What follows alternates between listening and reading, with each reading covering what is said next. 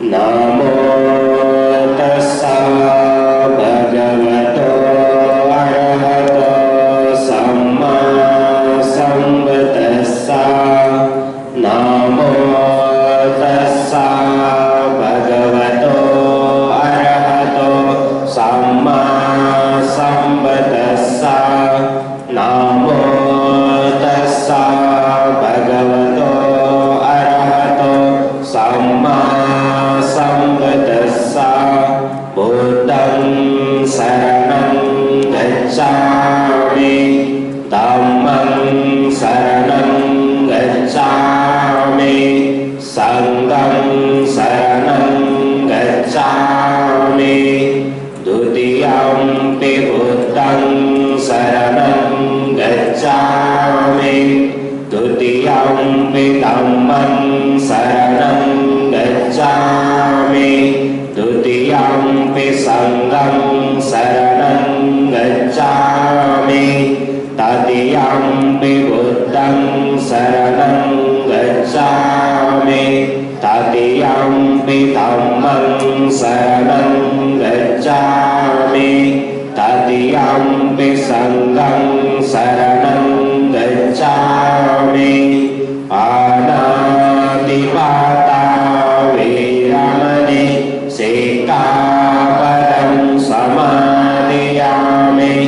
अदिन्नदाना वेरमणि सिक्खापदं समादयामि। कामेषु मिच्छाचारा वेरमणि सिक्खापदं समादयामि। मुसावादा वेरमणि सिक्खापदं समादयामि। शूरामेरय मज्जपमाददाना वेरमणि सिक्खापदं समादयामि। सर्वपापसंहरणं कुशलसौपसम्पदा सचेतपरियोधपदं एतं बुद्धानुशासनं। साधु साधु साधु। 3 बार बंदर करिए। बुद्धं नमामि, धम्मं नमामि, संघं नमामि। नमो बुद्धाय। जय भीम।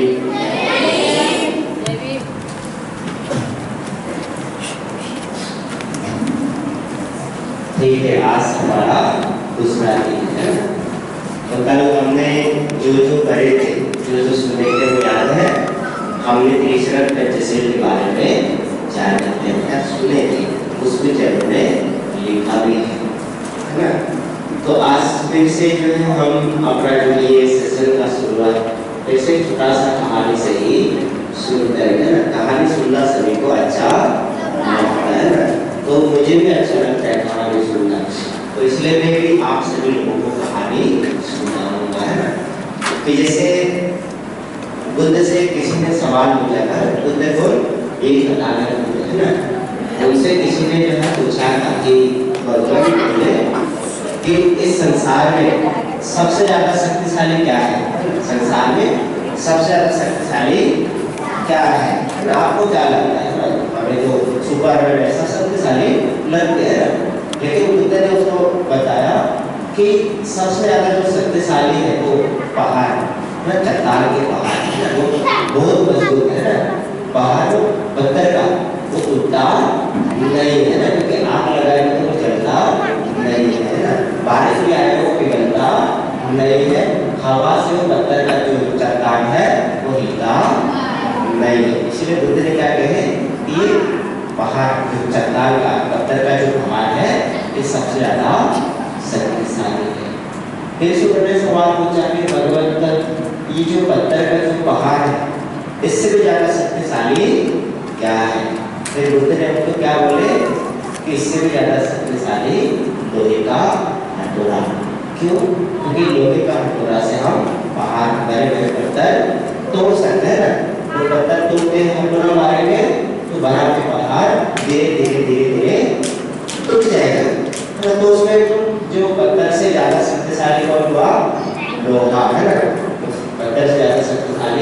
ही हुआ। फिर उनसे फिर से सवाल पूछा, फिर भगवान फिर से आप बताइए कि जो है लोहे से भी ज्यादा शक्तिशाली क्या है? क्या हो सकता है लोहे से ज्यादा शक्तिशाली? क्या होगा? आग। आप लोगों ने कहानी को सुना है, आग तो शक्तिशाली है क्योंकि वो लोहे को पिघला सकता है। अगर हम बहुत ज्यादा आग लगाए, कितना भी बड़ा लोहा क्यों ना रहे, वो भी पिघल जाता है ना। फिर उसके आगे आपने भी सुना होगा, फिर उस जो है आग से ज्यादा शक्तिशाली क्या है? पानी, है ना। पानी जो है क्योंकि बड़ा सा आग भी रहेगा, बहुत ज्यादा हम पानी डालेंगे तो आग बुझ जाता है ना। जहाँ आग में वहाँ पानी डालेंगे तो आग भी समाप्त हो जाता है। फिर आग से भी ज्यादा शक्तिशाली क्या होता है? पानी हो गया। फिर पानी से ज्यादा शक्तिशाली क्या है? हवा को बताया गया। हवा किसी ने कहा है कि जैसा कि गर्मी पड़ रहा है, अगर अभी हम बाहर पानी रखेंगे तो पानी क्या हो जाएगा? भाप बन जाएगा, सूख जाएगा, भाप बन जाएगा और फिर आसमान में उड़ के बादल बन जाएगा, है ना। फिर जब हवा बहता है, आपने बादल को इधर से उधर जाते हुए देखा है ना। जब हवा आता है कि बादल यहाँ से उधर दूर दूर जाता है, यानी कि हवा बादल को दूर दूर लेके जाता है। यानी कि पानी से ज्यादा शक्तिशाली क्या हो गया? गर्म हवा, है ना। उसको जो है पानी को सुखा दिया, ऊपर आसमान में लेके गया, जहाँ चाहे वहाँ लेकर गया। फिर उस हवा से ज्यादा शक्तिशाली क्या है? नहीं, जैसे जो हवा है, हवा से भी ज्यादा शक्तिशाली जो सवाल पूछे वही चट्टान का पहाड़, क्योंकि हवा आने से वो चट्टान का पहाड़ उठता नहीं है, हिलता भी नहीं है, हिलता भी नहीं है, उसको किसी प्रकार के हर नहीं बनता। इसलिए फिर जहाँ से शुरू किया था वहाँ पर हम वापस तक, वहाँ पर हम वापस आ गए। तो उसका मतलब जैसे खुद से कोई सवाल पूछे कि इन सभी वस्तुओं में से आदमी का सबसे बड़ा जो शक्तिशाली वस्तु क्या होता है, उसमें बुद्ध ने क्या कहे? सम्यक संकल्प है ना। जैसे अभी बाहर सर बता रहे थे, कल भी हमने प्रॉमिस के बारे में जाना था कि संकल्प करना, है ना। संकल्प अगर एक व्यक्ति लेता है वो ज्यादा शक्तिशाली होता है। कि जैसे आदमी का जो मन होता है, आदमी का सबके पास जो मन होता है ना, कि जैसे जो आदमी का जो मन होता है उसको ही ज्यादा बुद्ध ने शक्तिशाली बताया। क्यों शक्तिशाली बताए? क्योंकि अगर आदमी ने एक बार प्रॉमिस किया कि मुझे ऐसा करना है, तो फिर वो व्यक्ति वैसा ही करता है किसी भी परिस्थिति में, है ना। तो आप लोगों ने क्या प्रॉमिस किए थे कि हमें जैसे सुबह यहाँ समय पे आना है, तो आप सभी लोग मेरे से पहले यहाँ पहुँचे, है ना। तो क्योंकि आपने संकल्प लिया कि मुझे सुबह उठना है, वहाँ जाना है। संकल्प लेना है कि क्या करना? साधारण भाषा में प्रॉमिस करना, है ना, कि मुझे ऐसा करना है। तो कल भी हमने त्रिशरण पंचशील जाना था, तो उसके बारे में हमने प्रॉमिस किया था कि जैसे हम लड़ाई नहीं करेंगे, झगड़ा नहीं करेंगे, चोरी नहीं करेंगे, बुरे कर्म नहीं करेंगे, झूठ नहीं बोलेंगे, किसी को गाली नहीं देंगे, किसी को नहीं चिढ़ाएंगे या किसी प्रकार की बुरी आदत नहीं डालेंगे। कल हमने प्रॉमिस किए थे। और प्रॉमिस कौन रखता है?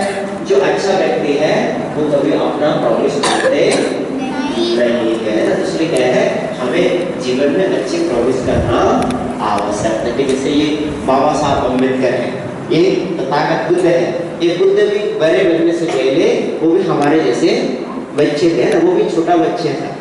तो जब वो छोटा सा बच्चे थे तो उन्होंने भी जो है अच्छे अच्छे प्रॉमिस किए थे। कौन सा प्रॉमिस किए थे उन्होंने? कि किसी को भी तकलीफ देना नहीं है। तो आपने वो हर्ष का कहानी सुने, जो सिद्धार्थ और देवदत्त, है ना, हर्ष के लिए लड़ाई लड़ते हैं ना। तो जैसे सिद्धार्थ थे, है ना, बुद्ध बनने से पहले सिद्धार्थ था, है ना। तो जैसे जो सिद्धार्थ थे, बचपन में सभी जो पशु पक्षी होते थे, है ना, जैसे प्राणी, आपके घर में भी किसी के घर में कुत्ता होगा, किसी के घर में बिल्ली होगा, किसी के घर में मछली होगा, किसी के घर में कछुआ होगा, किसी के घर में पक्षी होगा, कुछ ना कुछ जैसे अपने घर में पशु पक्षी होते हैं या नहीं भी है, लेकिन कभी कभी हमारे आंगन में तितली, चिड़िया वगैरह आते हैं ना। तो हमें उनको भी हानि नहीं पहुंचाना, मतलब उनको पत्थर भी मारना नहीं, उनको भी परेशान करना नहीं है। ऐसा कौन करते थे? ये भगवान बुद्ध जब वो छोटा सा थे, जब बुद्ध नहीं बने थे, तो उस समय किसी पशु पक्षी को हत्या नहीं करते थे। तो ये राजा के बेटा थे ना, राजा के बेटा युद्ध करने वाला है ना, वो तीर चलाने वाला, आपने फिल्मों में टीवी में देखे हुए, जो राजा का बेटा होता है वो तलवारबाजी सीखता है, जो है धनुधारी सीखते हैं। तो जो है धनुष है ना, सही निशाना भी लगाना होता है। तो सही निशाना लगाने के लिए उसमें क्या करते थे? पशुओं को मारा जाता है, खरगोश है, हिरण है, कबूतर है, उसको धनुष से मारा जाता था। लेकिन सिद्धार्थ क्या बोलते थे? मैं इन निहत्थे निर्दोष पशु को हत्या नहीं करूंगा, इसको मैं तकलीफ या दूंगा नहीं दूंगा, है ना। तो हमने भी वैसा ही प्रॉमिस करना है कि जैसे हम आपने सुबह क्या करे थे कि श्रद्धा, मतलब जिनके मन में श्रद्धा है पैरों के प्रति, वो पैरों से क्या करेगा? अपना बैंक पाउडर रखेगा, उसको बचा कर रखने का प्रयास करेगा। कि जैसे हम बाहर में जाते हैं आंगन में, बाहर में जाने के बाद आपको जो है सुंदर सुंदर पौधा, सुंदर सुंदर फूल नजर आते हैं ना, तो अगर कोई व्यक्ति वहां पर जाकर फूलों को तोड़ता है, वो श्रद्धा नहीं कहलाएगा, है ना, वो प्रेम नहीं कहलाएगा। क्योंकि आप फूल तोड़ेंगे तो वो नष्ट हो जाएगा, है ना, उसको पानी डालेंगे तो और फूल आएंगे। तो हमें क्या चाहिए? श्रद्धा होना आवश्यकता है ना। और किसी